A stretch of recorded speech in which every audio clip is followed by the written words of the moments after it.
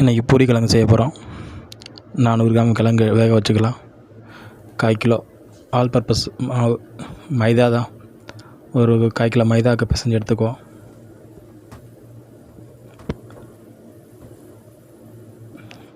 வேக வச்ச கிழங்கு எடுத்தாச்சு. ஒரு வெங்காயம் நீல வாக்கில் வெட்டி எடுத்துக்கலாம். அப்புறம் ஒரு தக்காளி பொடியாக வெட்டி எடுத்துக்கலாம்.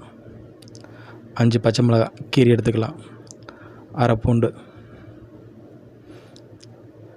தவாவில் எண்ணெயை ஊற்றி எண்ணெய் சூடாலாம் கடுகை போட்டு கடுகு வெடிக்கும் போது கடலப்பருப்பு 1 ஸ்பூன் அளவுக்கு போடும்.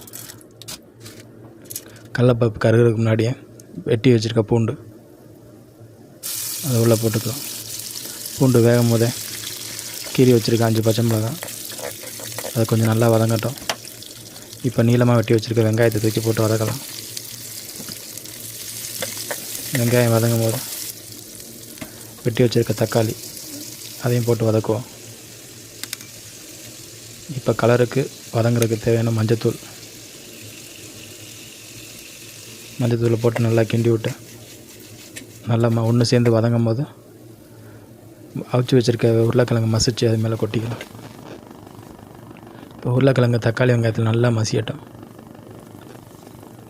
இப்போ எவ்வளோ தண்ணி தேவையோ அதுக்கேற்ற மாதிரி தண்ணியை ஊற்றி தேவையான அளவு உப்பு பார்த்து கவனமாக போடணும். கம்மியாக போட்டால் கூட அப்புறம் போட்டுக்கலாம். இப்போ மசாலா ரெடி ஆயிடுச்சு. இப்போ மாவை பிசைஞ்சு பூரியை போட்டுற வேண்டியதான்.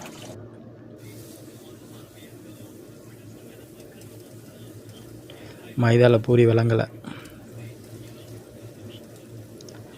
இதுவோ டைம் கிடைக்கும் போது இதை செய்கிறதுக்கே கிடைச்சது பெரிய விஷயம்.